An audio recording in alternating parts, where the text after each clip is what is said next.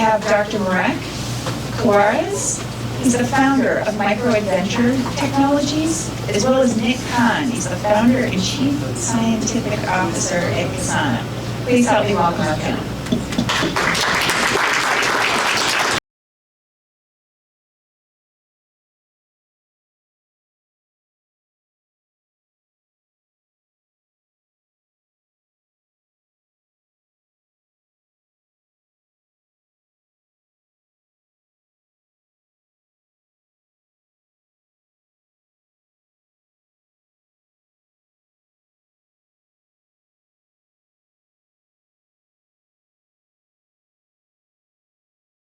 With XL Partners, a premier local early stage venture fund. Merrick with me. We have two absolutely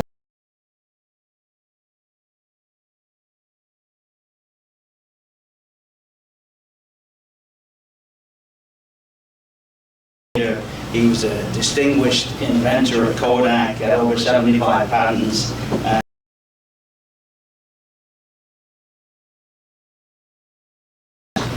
And Nick is an extremely interesting guy. I met Nick about 6 or 7 years ago when he pitched to XL about making the toilet seat smart. Which when I first read it, I'm like, what's he doing? And then after I spoke to him for a couple of minutes, this guy is a genius, as he developed a health and wellness product that catered to people with cardiovascular needs without forcing them to change their daily behavior. So it's a real breakthrough, and it's an honor to have you here. So the best place to always start is at the beginning with the origin. So I'm going to start with you, Nick, since I built you up first. So what was the moment that you realized that you'd invented something, you could do something, that something, right, the smart toilet seat, could become a product, could become a company? So I ended up realizing I wanted to be an electrical engineer and entrepreneur since I was really young. It was the whole reason I came to RIT. It was the whole reason I let my advisor convince me to stay on for a PhD. So when we were brainstorming what ideas we should submit to Google for funding in-home research, for preferably cardiovascular monitoring, but Google was interested in really any health monitoring in the home. We actually framed it from the beginning as what could we do that could become a business? What really solved the need that existed in healthcare today that had some commercial viability.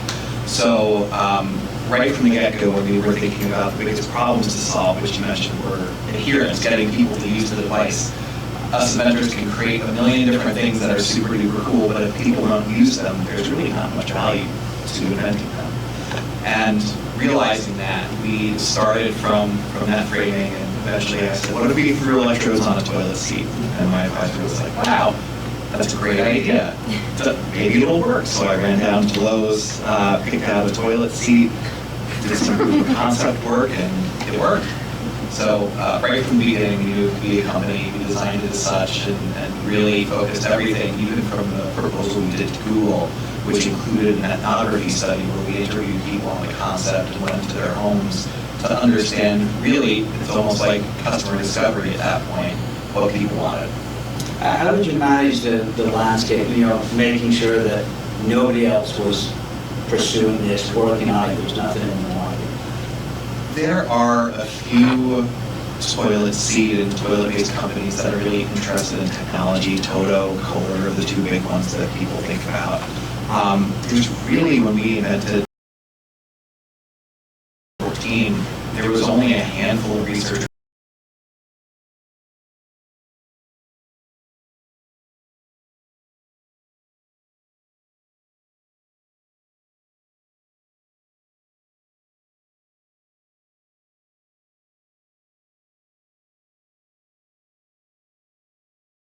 They're focused more on waste analysis than looking at vital signs and the things from a cardiovascular standpoint. Mary, why don't you tell us a bit about your story, some of your... Sure. So Paul asked me to talk about going from research to market, and I was, You know, I'm really not a panel person, but I'm here. So please bear with me. So I think I have to start at the beginning. You know, how I really roll up my sleeves and I move technology forward. And I enjoy doing that. I think I'm pretty good at it. And I really started in this space. I would say, you know, I came to Rochester for PhD in optics, and I was offered a postdoc at Kodak in optical data storage. That business unit struggled, and pretty quickly I ended up in the Kodak research labs. And it's an amazing place. It was an amazing place. Unfortunately, there's just a little bit of it left now. But I had the opportunity to work with lots of very creative people there. And along the way, I was working on devices to modulate light, diffractive MEMS devices.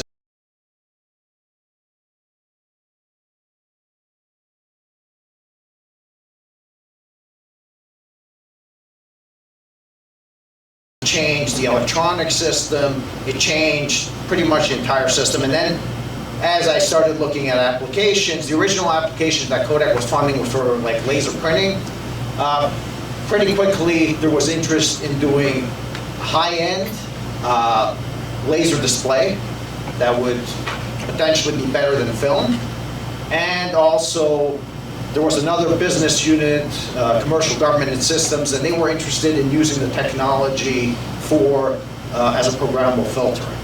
And so I got excited to do applications and to see if there was real business to do it. And I worked really hard. I mean, I gave it 200%. I thought it was the coolest thing. I was excited. I worked all the time.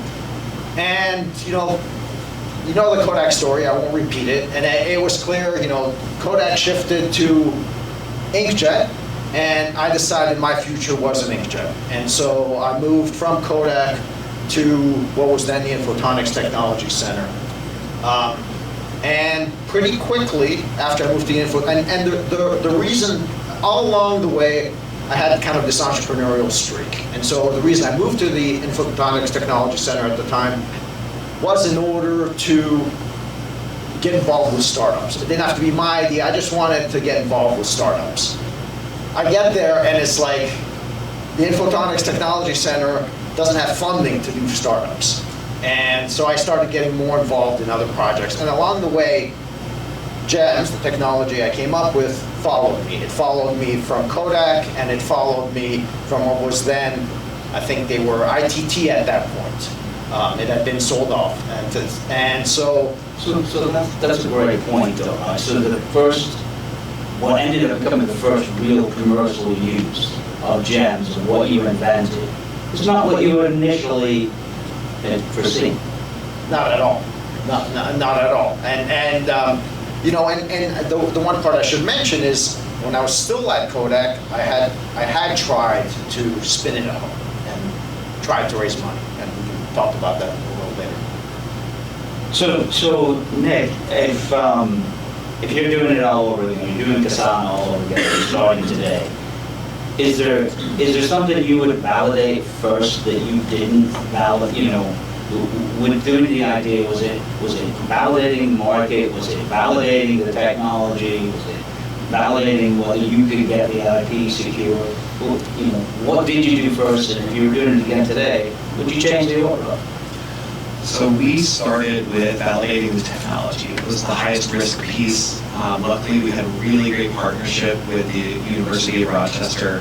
One of my co-founders was the former head of the echocardiography lab there, which allowed us to get in early with real human subjects, have people sit on the seat. We had a nice little toilet seat station inside the echo lab where subjects who came in for their stress test or a standard of care echo could volunteer to sit on the seat while they were getting their echo, which was just great. So we focused early on this validation work to de-risk it. The IP was something that was handled by RIT. We did our invention disclosures before submitting the grant. There are still a number of patent families that we actually have licensed through RIT, as well as many that we created at Kasana after we founded the company. So I actually think the timing worked out really, really well from an IP and a technology standpoint. But what I wish we would have done sooner was get a better handle on our regulatory strategy. And we started that as soon as we founded the company, but we were a bit naive around how long the process would take, what the risks really were, and it took us about a year after starting the company before we understood regulatory was going to be our biggest challenge. It would have been nice to know that when I was founding the company, but that being said, if we did have a true understanding of what the risks would have been then, it would have been, I think, much harder for us to raise capital because we would have had to drive those to ground, which would have required funds to engage with the experts, to talk to the FDA, to understand what the challenges were. And we also found ourselves in a situation where the FDA was evolving their understanding of this space, which made it really difficult for us to navigate because as they grew with their understanding, the targets that we needed to hit were also moving. Did you feel you had good access to experts for that regard? Yes, it was something that came with our Series A funding, which was led by General Catalyst, which is one of the largest venture capital funds in the U.S. For that stage. And we ended up working with the woman who did the Apple Watch submission for Apple. And she used to run the department at the FDA that we were interacting with. So early on, it went very well. We had great access, great understanding of what the FDA, their perspective really. But of course, as time goes on and you have turnover at the FDA and different groups with different objectives and views of the technology, the advice we ended up starting with ended up not serving us well in the long term, just by nature of how long this process took. So you touched on IP and having IP families in IT, and so this is the next topic is important. Because from my perspective in the private industry, tech transfer becomes an ugly word, right? It's difficult, it's messy, it always takes longer than you anticipate, right? Can you talk a little bit about, what's your experience, what are the friction points, what are the challenges in your experience? I had a really rough time licensing my technology. And as the founder, the inventor, a 3-time alumni of RIT, I thought that I wouldn't have challenges licensing the technology I created. And it took over 9 months. It actually almost put the seed round in jeopardy because the licensing deal was not fully done. It took longer for me to license the IP from my university than it did to convince a lead investor to price around and to go through the full diligence, as well as pull in other investors alongside. So it was a huge challenge, and I think the things that the universities do well is help support in the earliest stages with the invention disclosure, making sure that you're planning the timing right so that you can file provisionals and convert them to full applications before publications or grant applications. But the commercialization process definitely left me unexcited, and it was a huge challenge. Mary,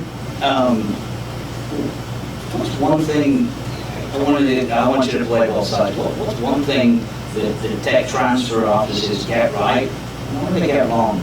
Because we hear as inventors, founders, we hear this all the time, where people fear even going through the process. Yeah, and in my mind, and I have not dealt with a tech transfer office, although my clients, customers certainly have, and they've heard similar stories. And also, I'm an advisor at Excel sometimes, and I hear stories during pitches. But I think in my mind, tech transfer is a package. It's not just about patents. It's patents plus maybe a working prototype that's market relevant, plus data, plus people. I mean, that's tech transfer. And that used to be, I think I'm a little bit old school, right? So in the old-fashioned corporate research labs, that was taught. That's how, and so people would go and start business units, and then they'd come back to teach the next. And I think some of that cycle doesn't get repeated that well these days. So do you think the universities, they need to maybe change or even define their goals in what they're optimizing tech transfer to be? Is it just around patent numbers? Should it just be around revenue? Is it around startup success? Because it sounds like maybe they're trying for all three and not succeeding at any of them. Well, I think, so there are two paths, right, in my mind. I think there's, if you want direct revenue, then maybe it's some simple or relatively simple thing to license a large company.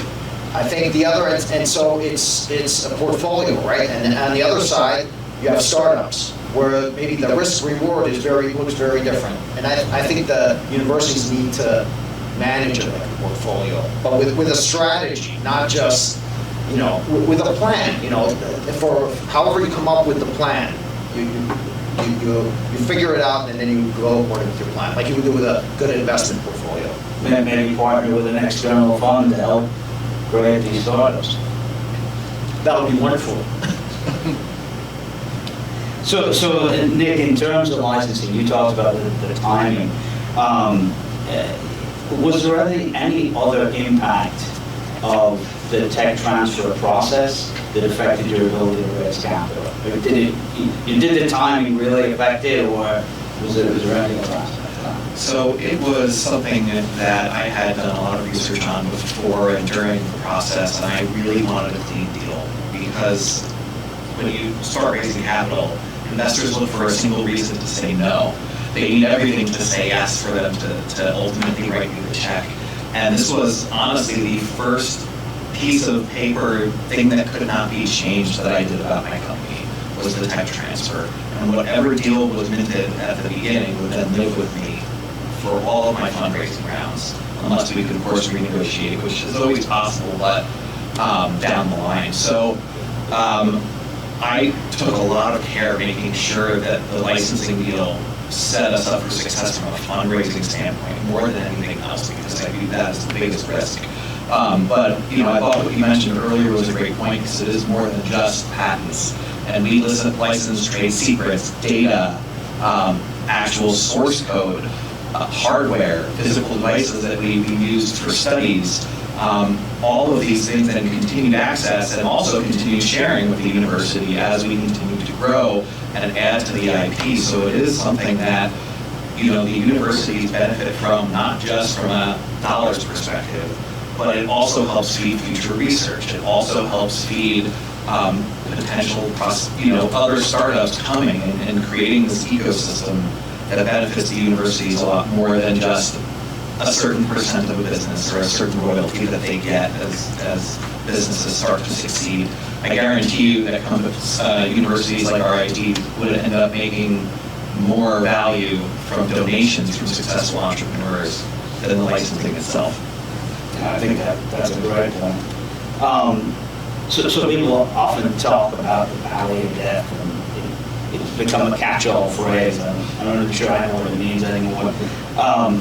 So since you're still holding the microphone, Nick, what was the hardest capital for you to raise? It was absolutely the seed round, the first round.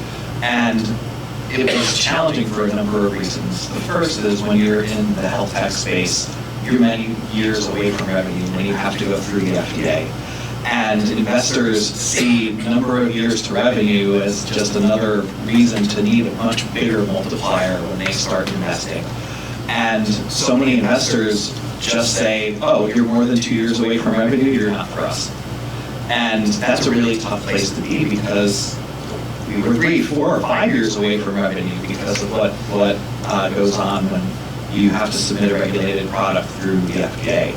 And especially being in upstate New York, where there are not many investors who have experience with med devices and other, long commercialization process technologies, Excel was a little unique, and we were lucky to end up working with Excel and receive an investment for the seed round.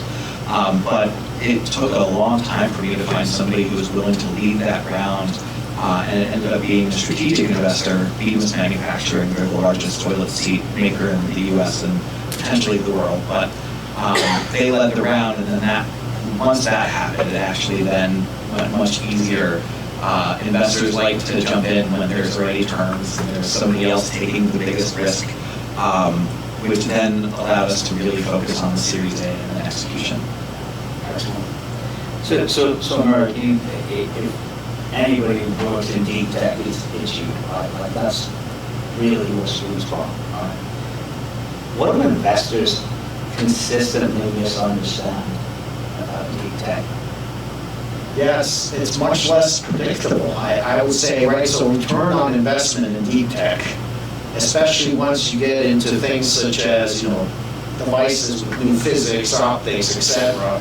You have an application in mind, and the return on that investment and the overall risks, I think, to get there are higher. I think the rewards can be very high. Not, these new AI numbers are ridiculous. Before this AI craze, I think the deep tech and the rewards were very good. But I think the time frame, and in my particular case, I invented this technology in the Kodak Research Labs. It followed me to STC in photonics. Then it followed me to my current company. And if you take a look at the overall cycle that I worked in that space, it was 2 decades. So that's a long time. That's a very long time in the eyes of investors, for sure. Did you use, I know in the past you've used grant funding to start or gone after grants like DOD, SBIR process. What about transitioning from grants to going after investor money? So the transition from grants and investor money, so I have, my experience on investor money was back in the, my Kodak days where we tried to spin out gems. I think currently, in my current business, it's really about, I work with clients and customers, and they do the heavy lift on going after the investment money. Do you think either of you, do you think being here was helpful or hurtful, like as opposed to Boston, San Francisco, any of the other places where people think about innovation? We have a PhD from RIT that's done very well. We have a PhD from U of R that's done very well. Do you think it would have been easier road if you were somewhere else? So I think, I'm going back again to the GEMS thing where we were trying to raise, so this was, 2006, trying to raise $7 to $10 million.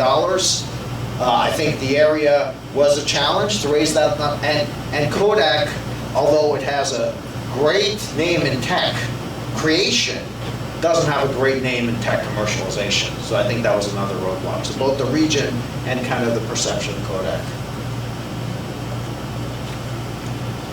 So I think being in upstate New York is both a blessing and a curse. And I'm still here, right? I love this region, and I'm here to support this region. Raising capital was extra hard at the beginning. Raising a $2 million seed round and then going to a $16 million Series A, a $30 million Series B, these are not numbers that you can do in Rochester, period. And however, being a smaller ecosystem, I think there's a lot more love here. And I was able to hone my pitch and work with the resources and the folks that we do have who invest. I think the Syracuse Law School is another perfect example where they helped us with our freedom to operate. And I was able to get a wildly polished freedom to operate report that no startup at my stage would have gotten otherwise. Working with Rami, working with RIT Venture Creations, working with the U of R Business School, these places, they give you a lot of time, a lot of really hard truths that you need as well. But I went out to raise money elsewhere at first because it wasn't here. But by the time I did the circus in upstate New York and got 6 months of no's, I then went to Boston, to San Diego, to Pittsburgh, to New York. And when I went, I got over and over again, wow, this is the most polished pitch I've ever seen at the stage. You answered every question. You knew what we were going to ask you before we asked it. And that came from my experience with the network up here. So while it was challenging, and this is why I tell many investors to start here, get your pitch right, get your story right, but don't stop if you get no's. Keep going. Look elsewhere, but then come back. Because the pipeline you have for talent, RIT, U of R, Cornell, all the schools nearby is absolutely phenomenal. The cost of living is truly unbeatable. And I think we were, I don't want to say fortunate, but I incorporated in 2018, raised first capital in 2019, and then COVID hit. And it allowed us to really be a remote first company and find talent all across the country. But also, it allowed us to keep our costs really low by being here in Rochester. So in this distributed workforce that we see today, there's just a ton of benefits to remaining local and keeping your footprint local, because you're still not cut off from really specialized skills that you may need to find elsewhere. Yeah, I think we're a lot better now than we were. When I founded Syntec in '99, I'd recently spun out of a startup that we successfully sold to JDS Uniphase, and so I said, hey, I want to start my own thing. And it was pre-XL Partners. I didn't know who else to go to. And when I talked to people, hey, I want to start this new business, this optics, photonics business, polymer optics, I got a lot of, why? Well, why did you leave a telecom company? You guys just had a successful exit. And why would you do it here? Right? And I love it here. I've been here 30 plus years. And I ended up going to Boston the other month. And I have seen that transition, especially over the last 15, 20 years, companies like, VCs like XL. But what more can we do to make this information, to make those connections? Right, like that's XL's slogan, is capital, connections, partners. And we frequently, we will, people will pitch to us, and it may not be for us at the time. They may not be ready for us to invest. We will work diligently to connect them with the right people we know in our network that they can help. And that's really unique, I think, to this area. When I was pitching in Boston, and ultimately I did raise the majority of the capital from Boston investors, the connections that were most valuable actually came from upstate New York. And I find that wildly interesting. One of the most helpful board members that we ever had came from a connection from Upstate Venture Connect, which is another organization in upstate New York and all of New York. So it's fostering those networks, keeping those connections is a strength that we have, and we should get into it.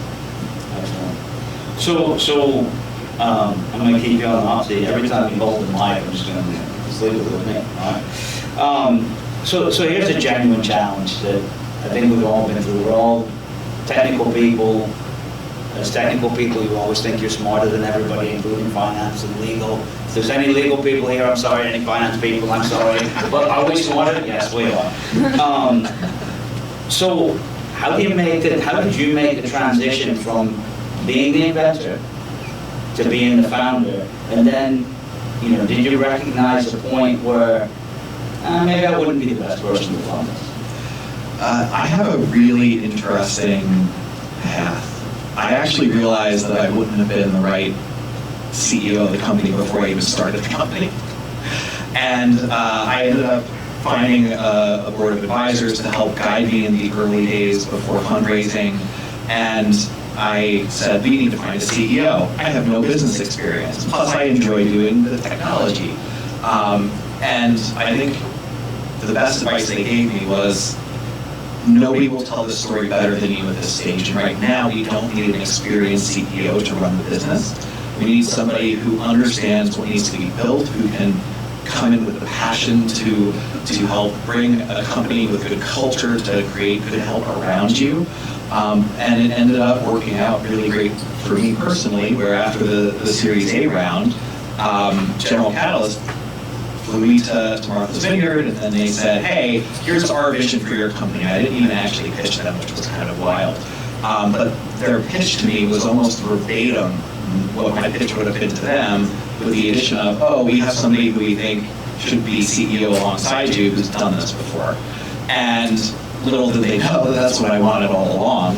And it ended up working out great. And one of the challenges that I do see with many scientific founders and inventors is that they think all the hard work is done. And everybody's job is hard in the startup world. Inventing is hard. You created something nobody else has ever done before. So you feel good about that. And you feel like that must be the hardest part. Well, try starting a business. Try fundraising. And then try getting customers to pay for what you've built. Try getting the FDA to clear your device. These things are wildly difficult. And one of the best pieces of advice that I got from one of my board members was, this is a team sport. It is not a solo sport. It is not centered around the founder, because you will fail if you do it that way. And having a team is really the only way to succeed, especially when you're trying to commercialize deep tech. And that's a great point. I mean, I just made a comment, obviously, to joke about, valuing us, but that is fantastic, right? And there's a reason you bring in business heads or legal heads or finance heads, is because they do what we can't do. And we have to learn to really value those positions and set a culture of how you're going to move forward. So Merrick, in your experience, what was the point? When do you start to see that evolution of moving away from just being that inventor startup organization into a company? How does that happen? So, I mean, and I've worked in the space kind of in various parts of the space, right? From the applied research to market. And so, including my own stuff, including trying to help other people. So maybe I'm going in the middle and try to push it further.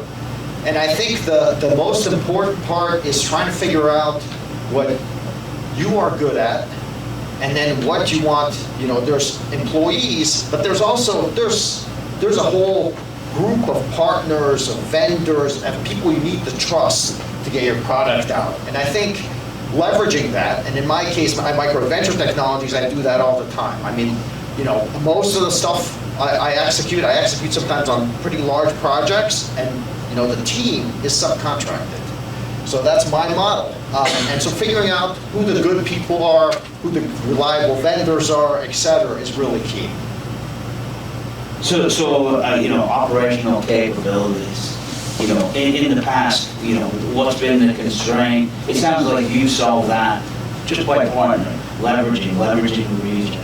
Yeah, and in the end, constraint. I mean, there was a time like during COVID where people had extra budget and they threw it at me, believe it or not. It was kind of the opposite project. And then the constraint became the number of hours I was willing to work, because even with partners, you still need to manage the effort. I always had a technical contribution too. So it's never I was just a pass-through of any type. So Nick, what would you have been to say were some of the constraining factors? Was it the transition to manufacturing? Was it the regulatory or the marketing, go-to-market strategy? So the biggest for Kasana was absolutely the regulatory, but also the quality. And these are two different sides of maybe the same coin, depending on how you like to think of it.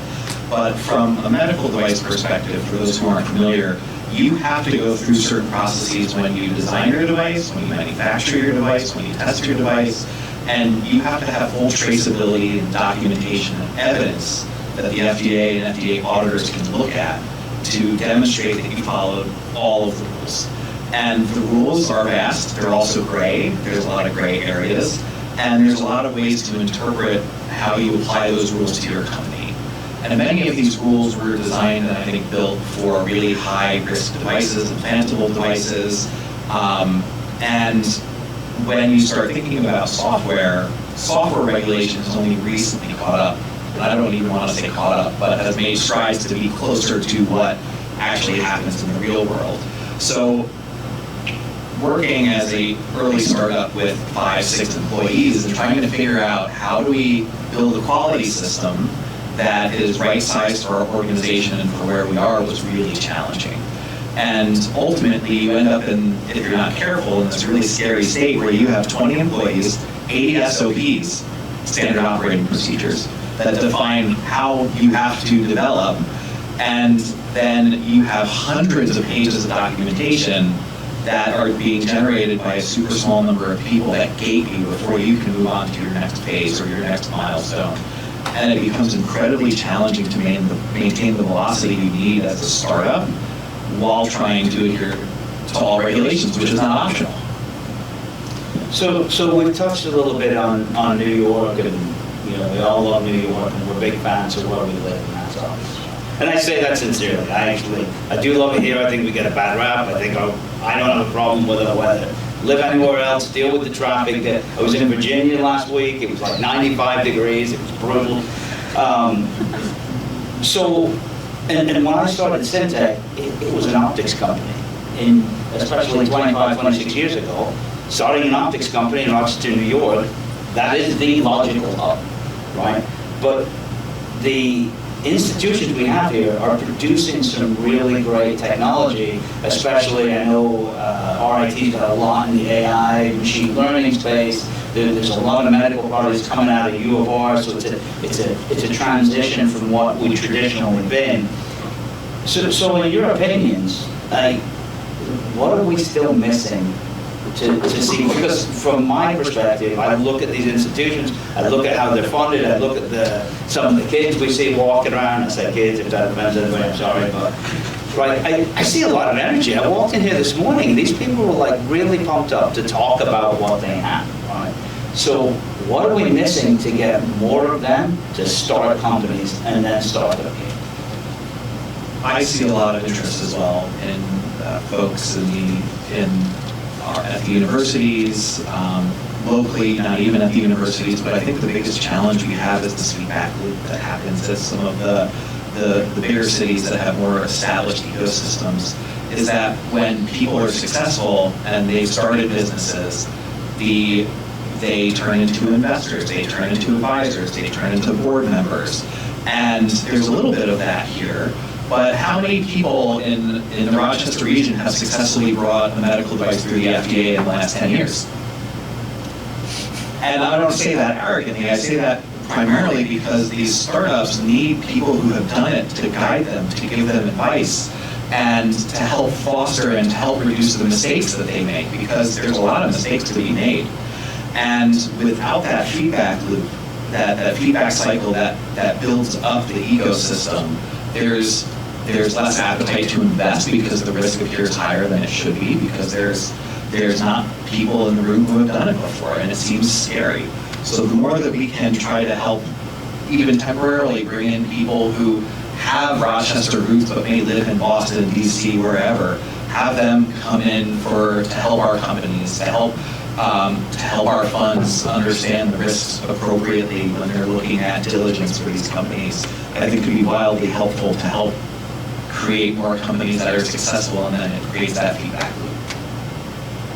Yeah, so following up on what you just said, because I agree 100%, but it used to be, and when I moved here in the late 80s for grad school, you had big companies, Kodak, Xerox, Bausch & Lomb, and they were kind of the anchors, and they provided this kind of, and then you'd have startups kind of forming around that base, not just about exactly those industries, but there was kind of this base. And then now things are much more fragmented, and I think we need to work harder at trying to bring some of the pieces together. So through interactions. So let's bring in founders who maybe grew up here, but also I think we need more informal. These events are great, but we need more informal spaces where people can interact, can learn from each other, and it can't just be, up here I'm at a panel and maybe someone listens and then that's it. There has to be more. I think Can I interject something about that? Sure. I think storytelling about successes is a huge thing that creates a new kind of scaffolding for people to understand that they can be successful here. I think I come from a farther downstate region, but what people say is, well, has there ever been a successful startup there? And if there hasn't been, people don't think they should stay. It's not a fertile place. So everything you're saying, but also a lot of storytelling and highlighting the successes, highlighting people who moved here, people who were hired, what their background was, every new customer. A lot of storytelling, I think, keeps the idea in front of people's faces and makes it seem more possible. I agree, but I'd also go so far as to tell stories about the failures. Oh, yeah, both, right. We've all About failed at activity. something. Yeah, no, 100%. Because there has been a shift, and I don't want to just say because like I'm old and I look at people as young now, but there has been a shift in this fear of failure, right? Like, you know, when I was going through engineering school, everything was like, you know, Thomas Edison and whatnot. You know, I failed, you know, a gazillion times, and then I just bought somebody else's IP. But the reality is, I mean, we have failed, and as long as you learn why you failed, and then just don't do it again, right? But in my experience, I found that people are afraid to talk about their failures, right? Because they think, you know, maybe, you know, VC, as somebody reviews a lot of VC, when somebody comes in and pitches to us and tells us, hey, I can do this and I'm going to be successful, and part of the reason is because I tried this over here and it didn't work, but this is what I learned. That has a lot more value to me than just trying to sell me on why you think you can be successful, right? But that's a great point, and I like what you're saying, and I know, you know, Nick is very open to this. Let's just be informal. If we have a lot of young people with a lot of energy, let's have a space where, you know, they can just meet people. And that's my impression of, you know, working in Silicon Valley, working in New England, or other hub spaces down in Austin, is there would be, you know, coffee shop conversations that I don't see happening here. Right, that would be my observation with regard to that. Talk about, you know, going from a technology risk to an execution risk. It's a completely different environment when you're talking about technology risk, and we had this transition probably a little bit after the Series A round. And it's when you transition from a science project to a real business. And there is no line in the sand that you can draw and say, oh, I raised capital, I'm no longer a science project. Well, that's not really true. It took us on many, many years from after I raised capital to when we became a business really thinking about commercialization. And the way that you look at the business as a whole is very different. When it's a science project, the future is very rosy. We're going to succeed. This is what's going to happen. The revenue is going to be huge, and, you know, oh, hypertension is a $400 billion market. And great, okay, cool. Right now, we're more worried about, can you measure blood pressure? The second you prove that you can measure blood pressure, I don't want to say it's more or less difficult. It's just different. All of a sudden, it's, well, what's your go-to-market strategy? What's your financial model? How are you going to capture revenue?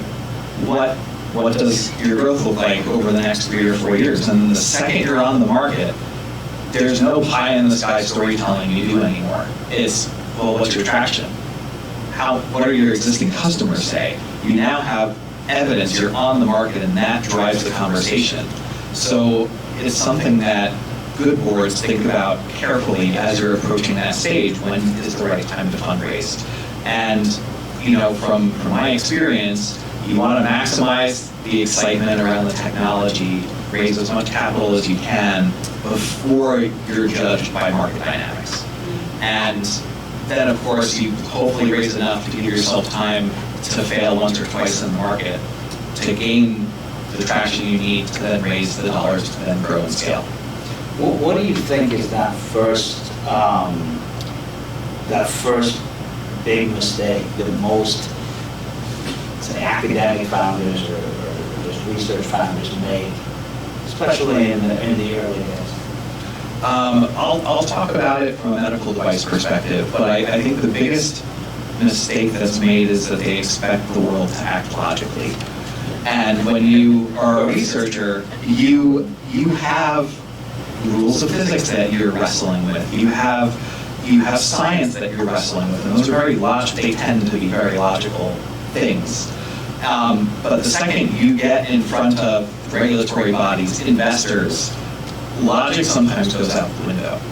And I think of an example that I had early on in my interactions with the FDA. they wanted to see the results from one of our clinical studies a very certain way, using certain statistics. Well, I thought those statistics were wrong, so I proved it. And I had definitive evidence that by using the statistics the FDA wanted, it was biasing the results and obscured the actual function of the device. I had the former head of stats from the FDA as my consultant who confirmed this. We wrote up a giant white paper. We sent it to them. There were mathematical proofs in there. You can't argue with these things. Yet they said, oh, we don't care. We still want to do it the way we want it. And a scientist is just flabbergasted by the fact that somebody could want wrong math. It's proven to be wrong. Why do you want it? Oh, well, it's the way other companies have done it. It's the way we've looked at all these other things. So how else can we compare you to what has come before you other than by using wrong math? A scientist will just like walk out the door and work on a different project at that point. But you can't do that when you're starting a company. You have to close your eyes, present the wrong math, be very frustrated that there's biases in there that you don't like that are not part of your device, and do what you can to play the rules because the world is not logical. Yeah, no, that's a very, very good point. Murray, what do you think is the single most important thing to get right in that formation of the company in that first 12 months? So since I've been in this deep space for quite a while, I think the IP side is really important, and I've seen strong IP, and then when I do the occasional advisor role at Excel Partners, I've seen IP that's not that strong, and I think the IP side really, especially if you're in really competitive spaces, maybe you're early, but you're starting to work there, and the market potentials are huge. You've got to have that IP protection, and it has to be strategic. Especially when sometimes academic founders, it's more some of the IP is more like a publication, and that's not the goal. There's a lot of strategic IP that you want to get, where that's not really that interesting from a science perspective, but it's really important from protecting your business and being able to grow your business and prevent competitors from entering. And I think it's also, the IP is really, in the end, if you're doing this high-tech startup, is really what the investors are buying in a way. It's you don't yet have, revenue that's significant, et cetera. They're really going after the IP and your vision for what you can do with it, how you can commercialize it and generate, return. Excellent. I mean, from my perspective too, I think learning patience. I am not a patient person. My experience in inventing, building, doing anything is I could always just sit in a lab and stay up all night, 2 or 3 nights in a row, welding, soldering, putting components together, and then you hand it over to some regulatory body, and it could be 5 months before you hear anything, right? And being patient without being frustrated is very important. And being patient doesn't mean you're lackadaisical or slow or late. It's just be patient. I would like to be a little contrarian. I actually don't think I think IP is overvalued in startups. Many startups fail, most startups fail because of lack of execution and lack of capital. And IP is helpful for getting acquired. IP is, of course, helpful for creating a moat around you once you're successful. But so many companies these days are wildly successful with no IP. And they just do a better job than everybody else. And I think there are definitely industries and certain types of deep science that is mandatory and required for there to be a strong IP story. We saw one this week at Excel Partners. But for example, the IP that Kasana has, yes, we have a lot of IP, but it was for our investors. We didn't do it for our business. And our business gets almost zero real value from the IP we have right now. And there's many things that Kohler, Toto could do if they wanted to without infringing on our IP. It's just we have better science, we have better regulatory strategy, we have great clinical partnerships that allow us to execute in ways that they aren't able to do so. So I don't want to downplay completely IP, but I think it's overemphasized a little bit in certain spaces. No, I think that's a very solid point. don't have a tremendous amount of time, but I'd like to give anybody an opportunity to ask any questions of our panel.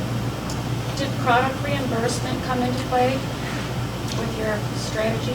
Reimbursement as in insurance. So it was absolutely critical for how we looked at what our initial go-to-market was going to be. And you need to get paid ultimately. And the reimbursement is critical for that. And the company I'm currently with, I'm actually a board member at Kasana now, but I work at a company called Happy Sleep. The reimbursement strategy they have around using existing reimbursement codes is critical for the success of the business. But the challenge that Kasana has faced is that remote patient monitoring, this is a really hot topic in the health tech space, is going away. Companies and insurers are no longer paying it because it was taken advantage of during COVID, after COVID, and there are a lot of challenges with getting reimbursement. But when I advise startups, it's find the reimbursement, the CPT code that you can leverage. Don't invent your own. You'll never get paid. Your business will fail before you can, convince insurers and payers that it's worth reimbursing your specific one-off. So we invest in, or many of our portfolio companies are academics as well. Going back to the licensing issue. Thanks. Going back to the licensing issue, are there any strategies or tips that you can give founders and their investors on how to negotiate with their tech transfer offices that you would have done differently? I would say start early. Have the conversations. If you're the inventor, have the conversations as you are working on the disclosures. And starting that process at the university early is important because universities tend to move really slow. And it's just the nature of the beast. And it's a different world. It's like, jumping out of a car, I feel like, when you're starting to talk to a university after you moved over to startup life. And you're ground to a halt, and you're stopped, and then your investors are driving by, and you're like, oh, come back, please, we're working on the licensing. So the sooner you can start, the better. The more frank you can be up front, the better. And then having universities talk to the local investors to understand what they look for would be just great. Even coming up with a standardized deal. I see some universities do this. It's wildly helpful when it's just, no, this is the deal. It's not negotiable. Everybody gets it. It's very fair. We have 1 million companies that have fundraised off of a deal like this, so we know it's not going to hurt you. And then it becomes transactional rather than something that could be full of unpleasant conversations. I just have a simple thought. It shouldn't be this hard. Yeah, that's why it's, if we want to do tech transfer right, Going back to the logic point. it shouldn't be this hard, right? It should be a streamlined process. The universities want to get their technology on the market, get some sort of return themselves. If you just make a investment decision, are you going to go to a large company, try licensing that way? Or if you're going to go through a startup, don't make it hard for the startup to start. I sort of had a follow-on question to that. So I think you're talking a lot about from the rounds where you've gone through the university as from the origin, but what about from the outside in? So you already have your IP established, you're looking at partnering with a university or multiple universities to accelerate some of the testing, some of the research, some of the other strategy. How does it work from the outside in that stance? Very difficult. Yeah, one of the challenges is figuring out the right way to interact with the university and who is your primary contact, and you need a champion internally. You need somebody, if you're a company that you're trying to partner with for research, to be the PI, the principal investigator, who can then help you talk to tech transfer, who can help you talk to the research organization at the university, because you as the outsider will end up struggling significantly to work with the university, to define the contracting, to negotiate the overhead rate if you're funding research, to negotiate the IP ahead of time. But there's a lot of benefit to universities to partner with companies. And it's just so much more helpful when you have that internal champion to help you navigate that. Look for opportunities to sponsor a postdoc. I'll chime in quickly on that and ask a question if I may. So the premise of Excel and Upstate Biotech Ventures is exactly that. We have two hospital systems that are helping us, and we are a conduit to get research into those universities. And exactly that. So we have the vice president of research of those universities waiting to find the right champions. And because eventually, once you find somebody on their side of the fence that knows the inner workings, they are eagerly looking for research partners. Because eventually, especially on the clinical side, where it's easy to show that what are you bringing, you're either making the operations of the hospital easier or more efficient, or bringing value to patients by curing, reducing morbidities or whatever you're changing. So there is a mechanism like that. It's not simple. Universities are not really geared into be a one-stop shop position. I'll point out Kathy Durden for Central New York Biotech Accelerator, and there are others here as well, but her accelerator is a perfect conduit towards upstate medical. And since I have the mic, I'll ask a quick question. Most of our lives we deal with entrepreneurs that are struggling to raise capital. I think, Nick, especially for you, maybe others, Merrick, with your Kodak experience, I think, Nick, you're one of the very successful entrepreneurs that brought a ton of money in a very quick amount of time. What are the takeaways from having maybe too much money on the balance sheet? I know it's a problem we don't always have, but sometimes.